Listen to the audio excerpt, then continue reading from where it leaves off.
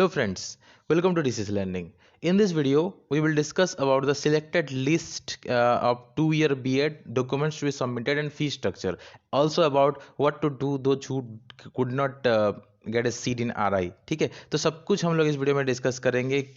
पहले तो सब लोगों को मैं कॉन्ग्रेचुलेट करना चाहूँगा जिन लोगों का नाम सिलेक्टेड लिस्ट में है, क्योंकि आप इंडिया का सबसे बेस्ट टीचर मेकिंग इंस्टीट्यूट में पढ़ने वाले हो. मतलब जहाँ से बेस्ट टीचर कंट्री के लिए प्रोड्यूस होते हैं, एनसीईआरटी. ठीक है, एनसीईआरटी का RIE रीजनल इंस्टीट्यूट एजुकेशन में आप पढ़ने वाले हो, और वो भी RI भुवनेश्वर में, जो कि one of the best institute है ऑल इंडिया में. ठीक है, तो इसीलिए आप लोगों को ढेर सारा कॉन्ग्रेचुलेसन मेरे और हमारे टीम की तरफ से. तो यहाँ पे आप देख सकते हो कि आप लोगों को अभी इस साल फिजिकल, देखो पिछले साल ऑनलाइन एडमिशन हुआ था, लेकिन इस साल आपका फिजिकल एडमिशन होगा. फिजिकल मोड ऑफ एडमिशन होगा as well as physical mode of classroom teaching भी होगा. 6 दिसंबर से आपका रेगुलर क्लासेस भी स्टार्ट हो रहे हैं. तो जिनका नाम सिलेक्टेड लिस्ट में है उनको 2 दिसंबर को वहाँ पे पहुँचना है with all your luggage and everything, ताकि आप 6 तारीख से वहाँ पे रह सको. मतलब 2 तारीख से ही रह जाना, 6 तारीख से आपके क्लासेस स्टार्ट हो जाएंगे. ठीक है, क्लियर. देखो इसी दिन ही आपको वहाँ पे पहुँचना है. अगर लेट होते हो, देखो 1 तारीख को एडमिशन नहीं होगा, 1 तारीख को आप पहुँच सकते हो, ठीक है, लेकिन 2 तारीख को एडमिशन प्रोसेस है, 2 दिसंबर को एडमिशन प्रोसेस है. 9:30 बजे से 9 बजे तक पहुँच जाना आप. ठीक है, तो और देखो अगर आप 2 दिसंबर नहीं पहुँच पाते हो, अगर आप 3 दिसंबर को पहुंचते हो तो आपका एडमिशन नहीं हो पाएगा. एक ही दिन एडमिशन होता है. सिलेक्टेड वेटिंग लिस्ट सब लोगों का एक ही दिन में मतलब एडमिशन होता है. आपका नाम सिलेक्टेड लिस्ट में है तो भी आपको 2 तारीख को पहुंचना है, आपका नाम वेटिंग लिस्ट में है तो भी आपको 2 तारीख को पहुंचना है. क्योंकि ऑफलाइन एडमिशन में सिर्फ एक ही दिन पर्टिकुलर किसी स्ट्रीम का एडमिशन होता है. जैसे B.Ed साइंस एंड मैथमेटिक्स का 2 तारीख को है. ठीक है, M.Ed वालों का 1 तारीख को है. ठीक है, साइंस एंड मैथ वालों का 2 तारीख को है. 3 तारीख को सोशल साइंस एंड लैंग्वेज वालों का है 2-year B.Ed का. तो जिस दिन जिसका है उसी दिन उनको पहुंचना है और एडमिशन प्रोसेस अटेंड करना है. ठीक है, उसके दूसरे दिन आपका नहीं होगा, एक ही दिन होगा और सारे सीट फिल अप हो जाएगा एक दिन, क्योंकि सिलेक्टेड वालों को भी उसी दिन बुलाया गया है, वेटिंग लिस्ट वालों को भी उसी दिन बुलाया गया है. तो अगर जो नहीं जाओगे तो आपको चांस नहीं मिलेगा, आपका सीट जो है किसी और को मिल जाएगा. इसलिए जितने भी लोगों का नाम सिलेक्टेड लिस्ट में है सब लोगों को डेफिनेटली अटेंड करना है ऑनलाइन और जो ऑफलाइन जो counselling physical verification of documents.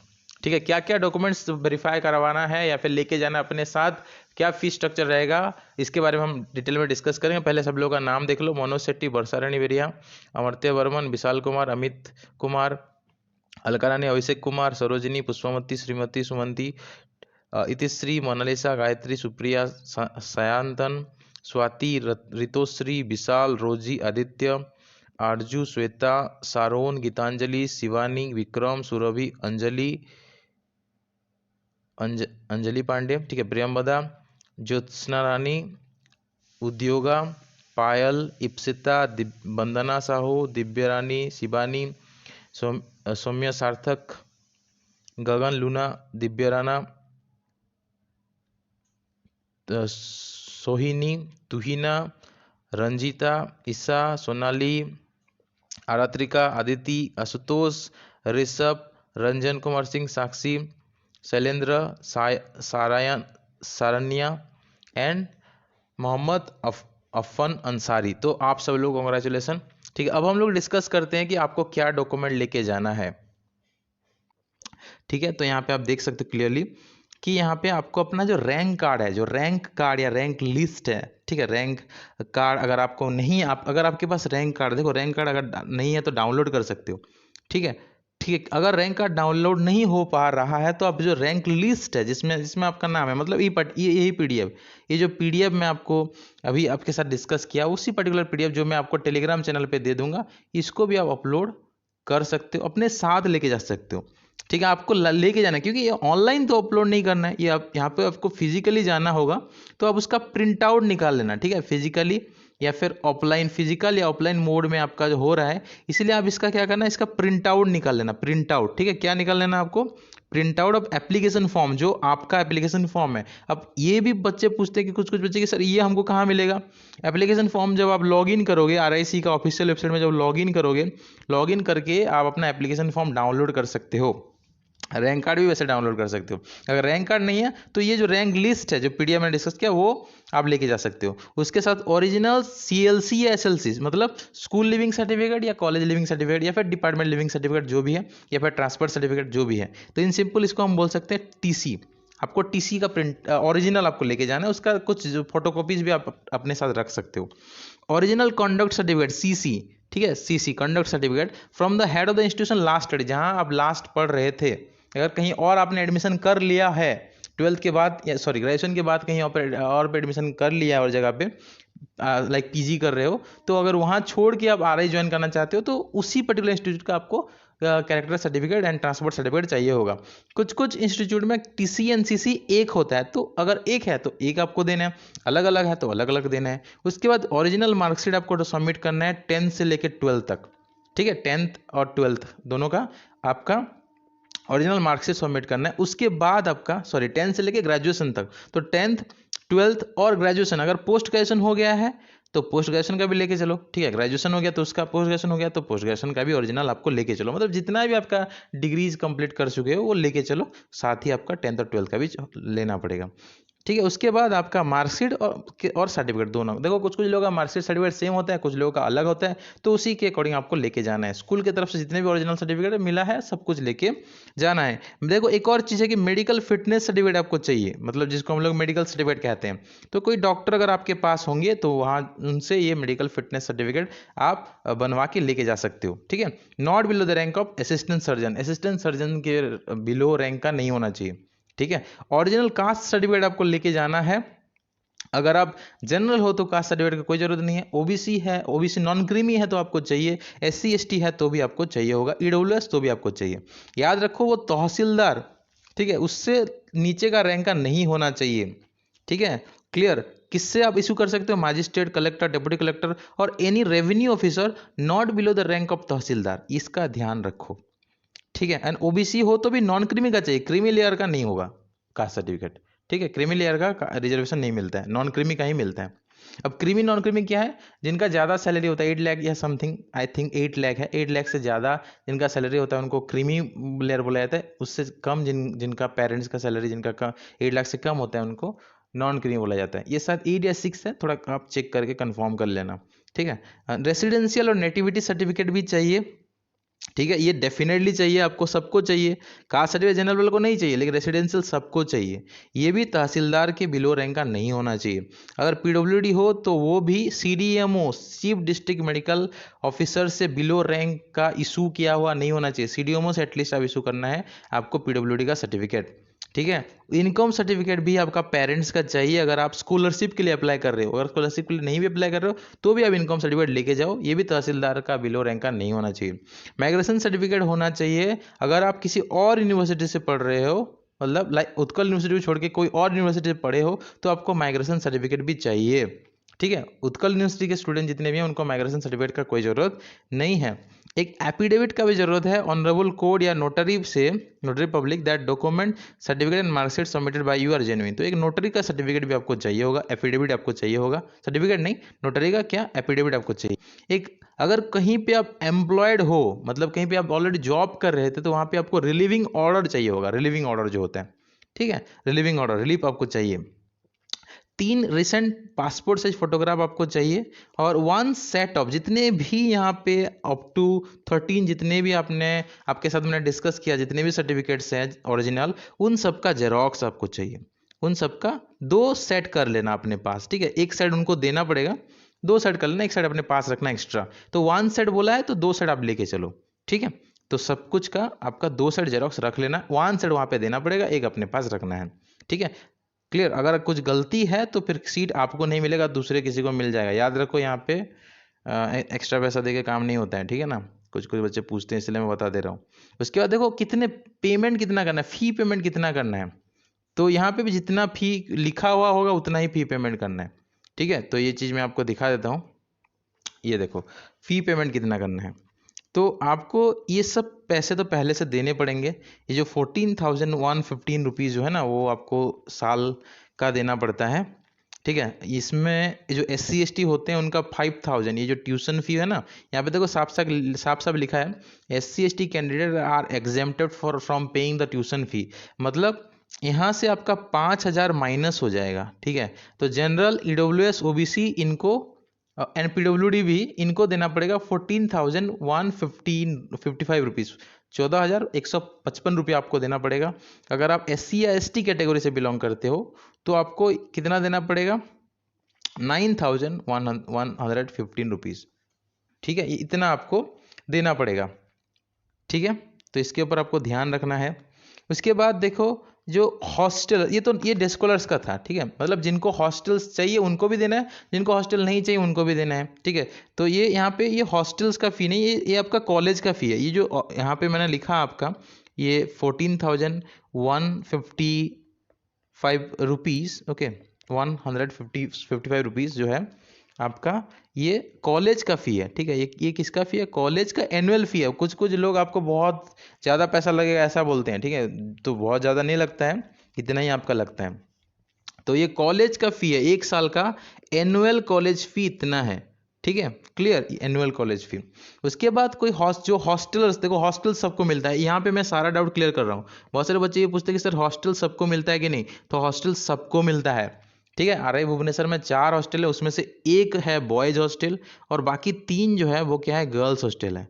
ठीक है, तो बॉयज़ हॉस्टल का नाम जो है वो मैं यहाँ पे बताना चाहूँगा, इसका नाम है होमी बाबा हॉस्टल। ठीक है, हमारा जो बॉयज़ हॉस्टल का नाम है होमी बाबा हॉस्टल, तो हम भी क्योंकि वहीं पे रहते थे तो मैं आपको यहाँ पे थोड़ा सा बता रहा हूँ। 4 हॉस्टल में एक यहाँ पे क्या है, बॉयज़ का है, और 3 यहाँ पे क्या है, गर्ल्स का है। तो बॉयज़ हॉस्टल होमी बाबा है, और गर्ल्स के लिए रामानुजम, आशुतोष और गोपबंधु, ये 3 हॉस्टल है। ठीक है, क्लियर। तो हॉस्टल में रहना चाहते हो तो आपको कसन मनी देना पड़ेगा जो कि रिफंडेबल है। तो इंस्टीट्यूट कसन मनी 1000 और हॉस्टल कसन मनी 100, तो ये बाद में रिफंड हो जाता है। बाकी यूनिवर्सिटी फ़ी जो है वो आपका सबको देना पड़ेगा, ये सबको देना है। ठीक है, sports fee, registration and recognition fee, NSS fee, college development fund, ये सबको देना पड़ेगा। तो ये भी एनुअल कॉलेज फी के अंदर आप जोड़ सकते हो। और ये हॉस्टल फी, जो मेस का जो फी है, ये एक्स्ट्रा है, ये जो हॉस्टल में रहेंगे उनको देना है। 2100 रुपये पर मंथ आपको देना पड़ता है। तो 2 महीने का मेस एडवांस आपको देना है 4200 रुपया। एस्टेब्लिशमेंट चार्जेस जो है 7200 रुपया है, और कल्चरल एक्टिविटी के लिए चार्जेस जो है 500 रुपया है। टोटल 11,900 ये आपको पहले से देना पड़ेगा। मतलब 14,155 रुपीज़ प्लस 1,100 रुपीज़ प्लस आपका 230 रुपीज़ प्लस आपका 11,900 रुपीज़, इतना आपको देना है। ये किसको देना है, ये हॉस्टलर्स को देना है। ठीक है, ये हॉस्टलर्स को देना है। और डे स्कॉलर्स को कितना देना है, डे स्कॉलर्स को 14,155 रुपीज़ प्लस यहाँ पे 230 रुपीज़, इतना देना है। ठीक है, तो ये तो मैं किन किन का बता रहा हूँ, ये जनरल, OBC, PWD और EWS, इन लोगों का ये है। ठीक है, तो सब कुछ अच्छे से देख लो। ठीक है, इस वीडियो को क्लियरली देख लो ताकि आपका क्लियर हो जाए। इतना मेहनत करके मैं बना रहा हूँ आपके लिए वीडियो, तो आपको अच्छे से देखना चाहिए। तो ये जो है ये आपका हो जाता है 14,385 रुपीज़, ये आपका डे स्कॉलर्स वालों के लिए। और हॉस्टल वालों के लिए कितना होगा, हॉस्टल वालों के लिए होगा, यहाँ पे मैं एक पूरा कैलकुलेट करके आपके लिए बना रहा हूँ। ठीक है, 27,385 रुपीज़ आपको पहले से लेके जाना होगा। तो लगभग 30,000 रुपये आपको लेके जाना है, इतना आपको जमा करना है। ठीक है, क्लियर। तो इसके ऊपर ध्यान रखो, ये हॉस्टलर्स के लिए, डे स्कॉलर्स के लिए है। अब यहाँ से 5,000 माइनस कर दो। ठीक है, जो SC ST का है उनको क्या करना है, यहाँ से 5,000 रुपये माइनस कर देना है। तो यहाँ से अगर 5,000 आप माइनस करते हो तो आपका हो जाता है 22,385 रुपीज़। ठीक है, 325 रुपये। और यहाँ पे तो आपको पता है, तो इससे 9,385 रुपया आपका होगा। तो ये आपका हो गया क्या, डे स्कॉलर्स के लिए इतना फ़ी है टोटल। यहाँ इससे ज़्यादा आपको देना नहीं है 1 साल का। ठीक है, ये normal general, OBC, PWD, EWS के लिए, और ये SC ST के लिए। और हॉस्टल्स वालों के लिए और कितना पैसा लगेगा, तो यहाँ पे तो आपने देखा कि 27,385 रुपीज़ था, लेकिन मेस एडवांस जो है ये 2 महीने का था, तो लगभग आपका 10 महीने का चलता है। और महीने का कितना है, महीने का कितना 2100 रुपया है। तो 2 महीने का तो हो गया, बाकी 8 महीने का यहाँ पे अगर इंटू करोगे तो और आपको 16,800 रुपीज़ आपको देना है। ठीक है, 16,800 रुपीज़। तो अगर इसके साथ आप 22,385 को प्लस करोगे तो आपका कितना होता है, 39,185 रुपये। मतलब आपका ऑन एन एवरेज आपको 40,000 ही आपको लग रहा है पूरा 1 साल का। पढ़ना, खाना, पीना, रहना, सब कुछ आपका 40,000 में हो रहा है। ठीक है। लेकिन जो सेल्फ फाइनेंसिंग इंस्टीट्यूशन होता है वहाँ पे सिर्फ पढ़ने का ही पैसा 50,000 होता है, हॉस्टल्स को अलग, ठीक है, हॉस्टल का पैसा अलग लगता है। तो ये ध्यान रखो, कुछ कुछ आपको बोलते हैं कि आपको बहुत ज़्यादा लगता है, ऐसा नहीं है, सिर्फ आपको 40,000 ही एक साल का पूरा खर्चा, अगर हॉस्टलर है तो उतना लगता है, और हॉस्टलर नहीं हो तो सिर्फ उतना इतना ही आपका लगेगा, 14,385। तो इसका ध्यान रखो आप। तो मैंने आपको सब कुछ क्लियर कर दिया है। आई होप कि आपका सारा डाउट्स क्लियर हो गया होगा। कोई भी डाउट है तो फिर भी आप कमेंट सेक्शन में कमेंट कर सकते हो। जो हमारे मेंबर्स हैं वो, हम अगर ईमेल वाले मेंबर हो तो ईमेल में आप मैसेज कर सकते हो, व्हाट्सएप ग्रुप के पेड मेंबर हो तो व्हाट्सएप ग्रुप में मैसेज कर सकते हो, और हमारे अगर क्रैश कोर्स या कोई बैच ज्वाइन किए तो आप अपने जो रेस्पेक्टिव ग्रुप में डाउट्स पूछ सकते हो। दोस्तों इस वीडियो में इतना ही। अगर किसी को वैल्यू मिला, अच्छा लगा जो गाइडेंस आपको हमने आपको प्रोवाइड किया, तो वीडियो को लाइक करना, दूसरों के साथ शेयर करना, जो आगे जाके आरआई में पढ़ना चाहते हैं उन सबको बहुत ज़्यादा मदद मिलेगा हमारे इस वीडियो से। इसके अलावा दोस्तों हम लोग आपको स्टडी मटेरियल भी देते हैं, ठीक है, तो स्टडी मटेरियल्स भी आप ले सकते हो। कंप्लीट स्टडी मटेरियल्स आपको मिलता है आरआई सी के लिए, ठीक है, आरआई सी 2022 2023 में भी जो देना चाहते हैं, या फिर 2024 में भी अगर आप देना चाहते हो, तो उसके लिए कंप्लीट स्टडी मटेरियल आपको मिल जाएगा।